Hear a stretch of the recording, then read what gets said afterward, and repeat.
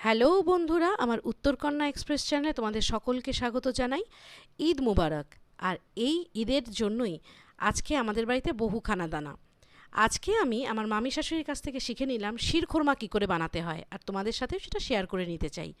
Overnight আমরা soak করিয়ে রেখেছিলাম বিভিন্ন ড্রাই ফ্রুটসগুলো, সেগুলোকে কুচি কুচি করে আমার মামি শাশুড়ি কেটে নিলেন যাতে কিনা মুখে না লাগে। এবার একটা পাত্রে আমরা 3 থেকে 4 চামচ ঘি দিয়ে দিলাম যাতে গন্ধটা খুব সুন্দর হয়, আর কেটে রাখা ড্রাই ফ্রুটসগুলোকে ওর মধ্যে ভাজার জন্য দিয়ে দিলাম। এবার নাড়াচাড়া করব। নাড়াচাড়া করে আমরা ভেঙে রাখা সিমুইগুলোকে ছড়িয়ে দিয়ে ঘিয়ের সাথে ভেজে নেব। দেখুন একটু মানে সোনালি সোনালি হয়ে গেল। তারপরে দুধটাকে আমরা ঢেলে দিলাম। বন্ধুরা, একটা কথা বলে রাখি, এই দুধটা আমার মামি শাশুড়ি মোটামুটি 3-4 দিন আগের থেকেই দুধটাকে বারবার জাল দিয়ে ঠান্ডা করছিলেন যাতে মোটা ক্ষীর পড়ে যায়, তাতে কিন্তু অনেক স্বাদ হয়। এইবার দিয়ে দিলাম চিনি।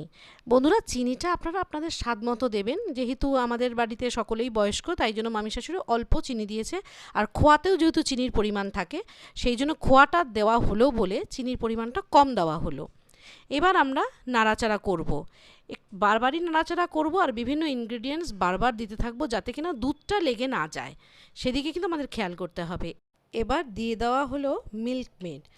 মিল্ক মেডটা ভীষণই টেস্টি করে, কোনো মানে আইটেমকে ভীষণই এনরিচ করে। এবার একটুখানি ফুড কালার দেওয়া হলো, আর ফুড কালারটাকে আমরা ঢেলে দিলাম দুধের মধ্যে, দিয়ে একটু নাড়াচাড়া করে ফুড কালারটা দিয়ে গন্ধটাও সুন্দর হয় আর কালারটাও খুবই সুন্দর হয়। এই দেখো পুরো শিরখোরমাটা হয়ে গেছে। পুরোটাই আমার মামি শাশুড়ির ক্রেডিট, ভীষণ ভালো রান্না করেন। এই দেখো পুরোটা একটা পাত্রে ঢালা হয়েছে আর আমার মেয়ের জন্য উনি সার্ভ করে দিয়েছেন। সবাই ট্রাই করো। ভালো থেকো বন্ধুরা।